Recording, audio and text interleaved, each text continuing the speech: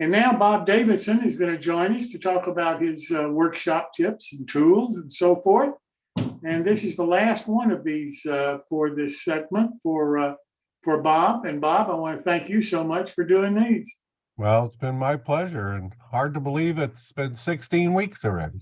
How about that? So we'll share the screen and we'll get going.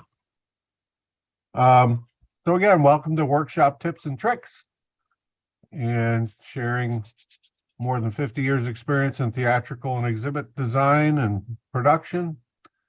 And tonight, kind of as to close out, calling this Curtain Up, Theatrical Painting Techniques for the Modeler.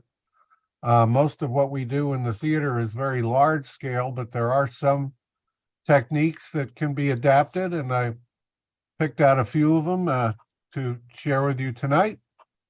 And I will preface this by saying I'm not the world's greatest painter, but I try hard. So the first thing I would like to talk about is stippling or spattering. And we typically use this to bring depth to color rather than just having a flat paint.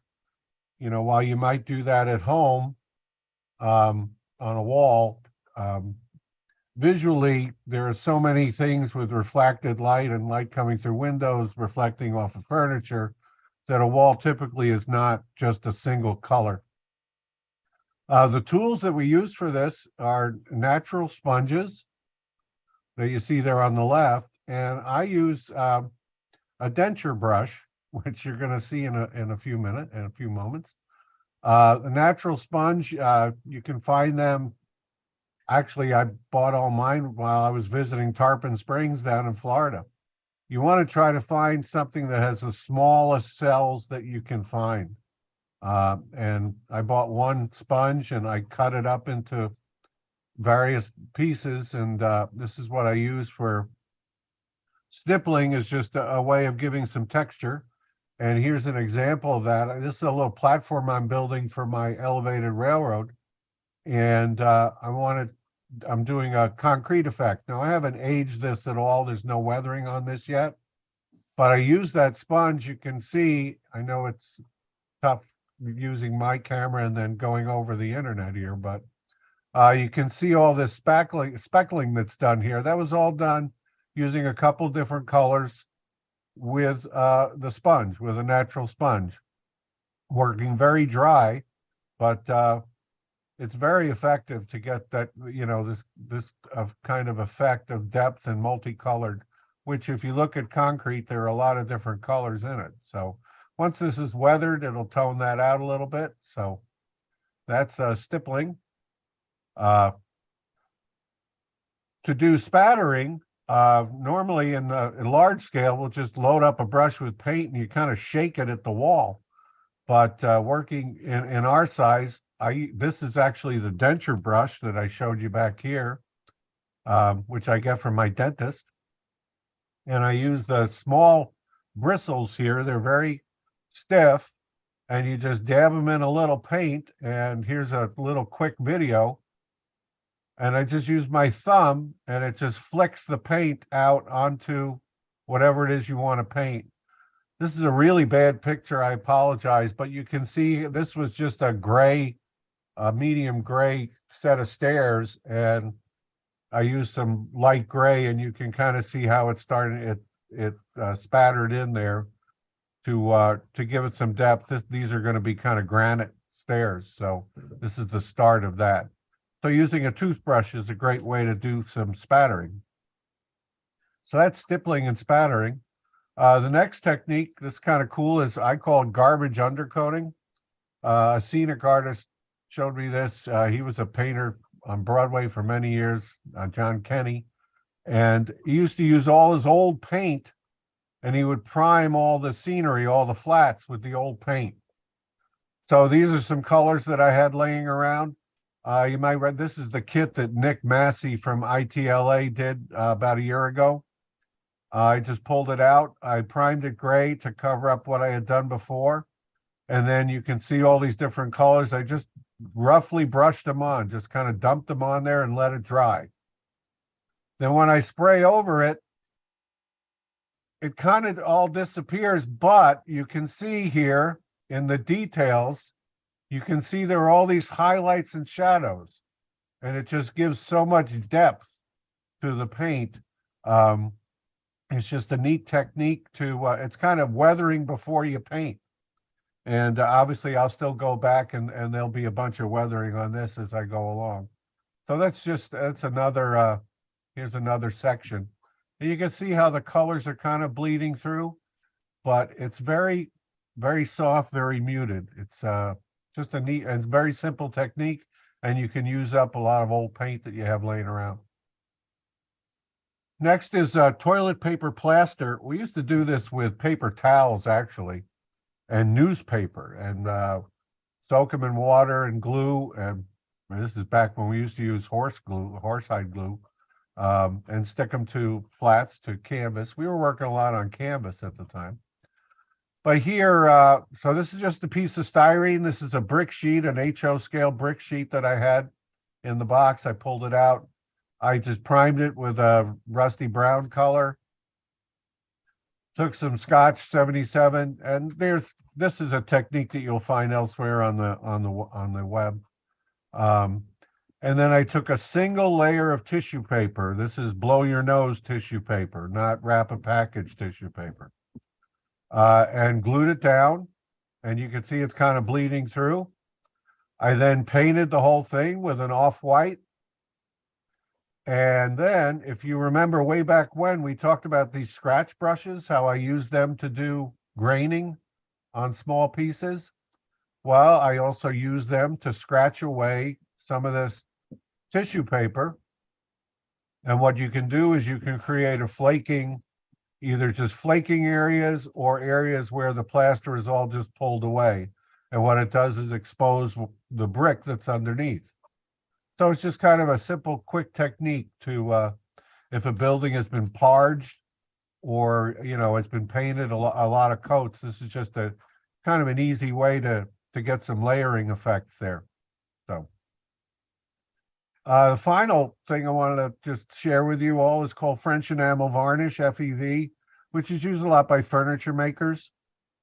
Basically, its components are shellac, orange shellac. Now they call it amber shellac. I don't know why it's not called orange. And then pigments. We used to use aniline dyes a lot. They're very hard to find now. But you can use acrylic. And what we use there's a lot of different things you can use. This is I'll show you the technique, but the choice of colors you use for a base coat and then for your glazing allow you to do so many different things. You could do gold leaf, you could do all different shades of wood. But here I just took a scrap piece of styrene and I painted it with this green, this medium green. And I didn't spray it, I brushed it because I want these streaks in here. What I'm doing is laying the foundation for wood grain. Then I went over and just dry brushed some black, and we used to use our thumbs in big scale to put in knots, but I just did a couple of darker areas, but really just a very simple dry brush. And then let that dry. And then you take your shellac, your orange shellac, and pigments, and you can see here is just the raw orange shellac, and then I layered over just mixing some brown pigment into the shellac and brushing it over, and basically you can take a piece of styrene and turn it into a piece of wood. And you can see that there's, you can see the graining, see kind of the hint of the knot. So a neat technique, just again, by varying the base color, by varying how you do graining, if you do any graining. You can use this to do marbleizing. You could do it to fake out gold leaf.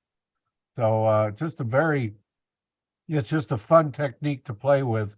And again, there's a lot of information on it up on the web because it's a pretty common technique for artisans doing furniture and restoration. So those are some of the just techniques that we use in the theater. As always, I have a tool of the week, and this is something that I found about 6 months ago, and I absolutely love it. It's called a wet palette. And it's not a thing that you go to see the dentist about or your doctor, but it's It's just basically a plastic box with a sponge in it and then some specialized papers that sit on top of it. And if you're custom mixing any paints or anything like that, what this does is by putting this, what they call hydrofoam, which is again, just a sponge, and these sheets, you close up the box and your paint won't dry out for a week to 10 days. So if you're doing a project over several days and you've mixed up a custom color in acrylic, it'll stay on this sheet and it stays usable for over a week. So it's just a neat little thing. It's not very expensive. This happens to be the one I have. There's a bunch of them out there, but highly recommend that. And so finally, the neat website, and hopefully I'm not preaching to the choir, but for the final episode of this, the neatest website we have is our own, and that's our website up on YouTube. I can't tell you how many times I go back, and I don't know that we're all aware of how many great little snippets of information are up on our YouTube site. The stuff that Phil has done, Martin, Greg, Tom Farrell, his stuff. I've been going back to Tom's stuff the last few weeks. This is such a great resource that we have available to us for free, or hopefully you'll pay a few bucks a month on Patreon to allow us to keep this going. And I can't say enough that this is better than any of the other sites. It's easy to find stuff. Everything is interesting. A lot of people don't know that each show is broken down into segments on the YouTube site. So you don't have to watch the whole show. You can jump right to a specific segment. Here's Touch Toggles, Tom Farrell. So anyway, that's everyone. I don't owe Jim any money or anything like that. This is sincerely what I feel that this is just such a great resource for modeling. As always, as Jim said, this is the last episode for this season. I'm open to bringing this back in the fall. So if there are any tools or topics you'd like to learn more about, or any projects, one of the things that I've done recently is I built myself a spray booth, and I might do a couple weeks on that in the fall. But there's lots of other things out there. So if you have any ideas, I've gotten a few already. Please forward them on. But to carry us over the summer, starting in June, this is just going to be a couple of minutes every week over the summer. The Great Dollar Store Extravaganza. I love going to dollar stores, and some of the stuff you find there. I just found something. I'll share it real quickly. I was at the store, and let me get out of this so I could stop sharing my screen. You're stopped. What's that? Here we are. I found this acrylic, it's this brush for $1.25, and I found the same brush over at Hobby Lobby for $7. So they get in all kinds of stuff. So over the summer, each week I'll share a couple of items that I find at the dollar store, and just to keep you aware of the craziness that I do. So that's what I know. Thank you, Jim. Anybody have any questions for Bob? Yeah, Bob, Yes, when you're doing the shellac, yes. are you putting the brown over the shellac or mixing No, it? you actually mix the pigment into the shellac. I thank you. Bob, when you were stippling the onto the concrete with the natural sponge, Yes, I guess the natural sponge looks like it's so soft. You're doing a very, very light touch, I expect. very light touch and very dry. Okay. The secret with that is you have to wet the sponge, get all the water out of it, squeeze it as hard as you can to get water out. Mhm. And then I usually let it sit for about an hour. Ah, So it's not dry, but it's still soft, okay. right? but you really want to get all the water out of it. And then it's a simple, real simple technique. So Okay, and just fun like with sponging on rust or something, you dab most of it off, so you're almost dry brushing. that's right. All right, Exactly. thank you. That's an interesting technique. I've never heard of that before. Yeah, they're yeah, here it is. Got it. That's one of them. I've got a whole mess of them. The thing, like I said, is you have to be careful is you can find some that have, that have really big pores. So you want to try to find the part of it that is as fine as you can get. Yeah. Thanks so much, Bob. Really do. You're very welcome. It's been a lot of fun.